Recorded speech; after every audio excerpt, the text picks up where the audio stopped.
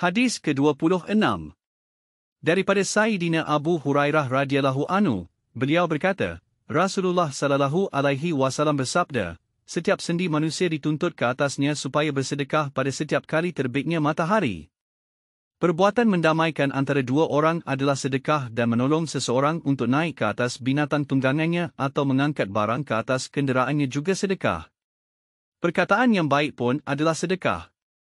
Setiap langkah untuk pergi menunaikan solat adalah sedekah dan perbuatan mengalihkan perkara yang mengganggu orang ramai dari jalan juga adalah sedekah. Hadis ini diriwayatkan oleh Imam Al-Bukhari dan Imam Muslim. Pengajaran hadis.